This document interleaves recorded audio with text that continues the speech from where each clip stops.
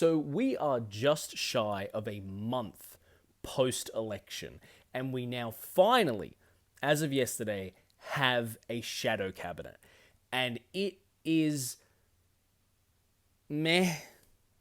You can't help but feel for the Liberals a little bit in the aftermath of this defeat and how difficult it actually is to get a cabinet together, because they've been asked to fill the cabinet, but they don't have any cups, they don't have any plates. All they have is a couple of old rusty bowls, and they have to somehow make that look good. But even though the coalition is at a historic low, and you would think that it would be uncontroversial to put together a cabinet with the best minds that the coalition has to offer, the coalition has somehow still found a way to create controversy in filling Susan Leigh's shadow cabinet. So, with that in mind, let's get into the big tickets of this shadow cabinet. So at the top, of course, is Susan Leigh as the leader of the Liberal Party and the official leader of the opposition. The deputy leader of the Liberal Party, Ted O'Brien, will be taking over as Shadow Treasurer from Angus Taylor, which isn't that surprising considering that the coalition got a lot of flack for how they handled economic messaging, and a lot of that blame has fallen onto Angus Taylor. So he is out of the Treasury role, and Ted O'Brien will be taking that over. And Angus aside, it's pretty unsurprising that Ted O'Brien has gotten this role. As I understand it, within the Liberal Party, it's an established norm that the deputy leader gets first pick of cabinet positions. And as we all know, Treasurer is probably the most prestigious role within the cabinet, other than the Prime Minister himself. So Ted O'Brien has picked Treasury for himself most likely, and that is the role that he will be in. So where has Angus been sent if he is no longer the Shadow Treasurer? Well, Angus Taylor has now been given the portfolio of Shadow Defence Minister. Isn't that wonderful? Now, look, that is its own can of worms, but one of the interesting things about Angus being moved to defence is that, at the same time, Jacinta Nampijinpa-Price has been demoted from the inner shadow cabinet to the outer shadow cabinet. You guys will probably remember that Jacinta Price defected to the Liberals basically to run as Angus Taylor's deputy.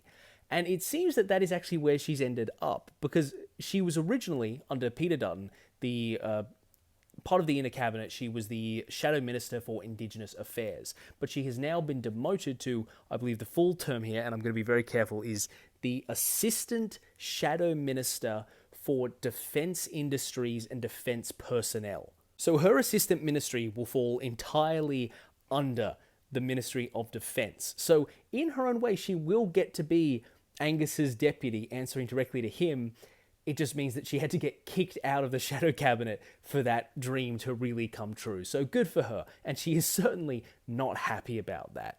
As all good right-wing members of the Liberal Party do, she has made quite clear her disappointment with the state of the shadow cabinet and how she is upset about the fact that some people who have been given inner positions, according to her, do not have the merit to be there.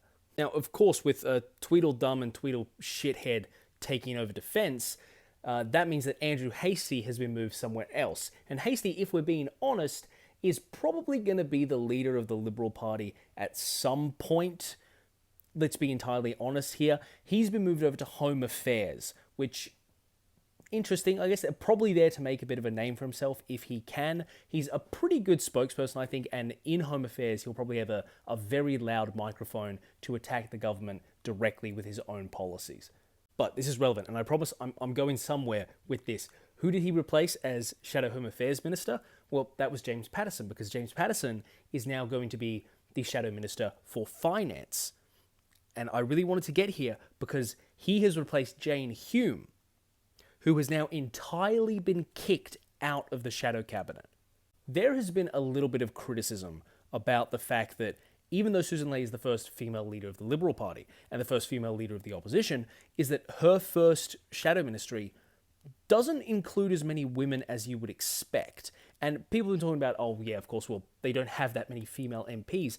Yeah, but two of their most experienced female MPs and senators, Jane Hume and Sarah Henderson, who under Peter Dutton were the Shadow Finance Minister and the Shadow Education Minister, are now both just completely, they were kicked out of Shadow Cabinet. Completely.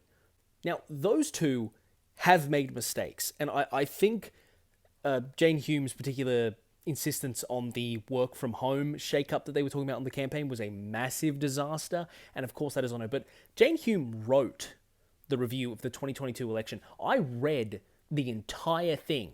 I read 60 pages of Liberal Party internal reviews after the 2022 election.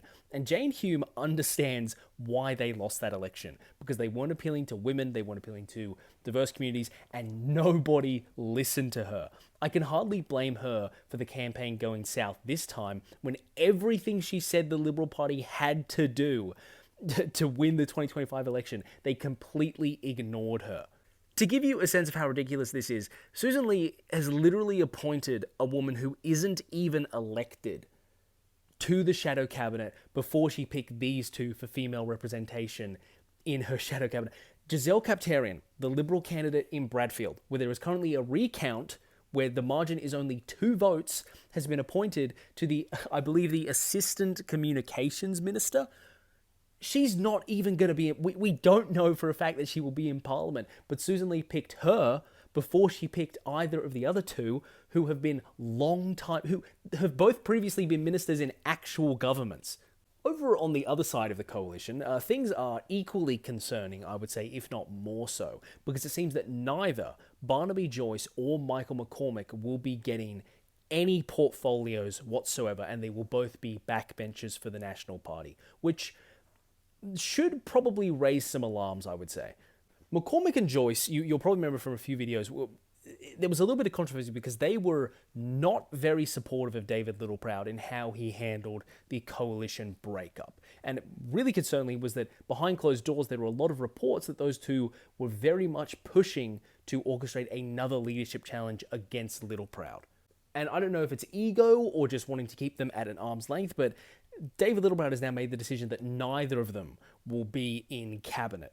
And I don't know about that. I mean, I can understand the logic in like wanting to keep them away, but at the same time, what are they going to do on the backbench other than spend every day planning and sharpening their knives for their eventual challenge of Littleproud's leadership when he makes the first mistake? First mistake? When he makes additional mistakes going ahead in this term of Parliament. Look, I don't know what we can expect from this shadow cabinet. I don't even know if we can expect all the members in it to actually be elected. But I'm just going to go out on a limb here and say that my expectations are going to be pretty low. But that being said, never, under any circumstance, will I ever doubt the Liberal Party's ability to underperform even by my astronomically low standards. And I can't wait to watch it unfold over the next 3 years.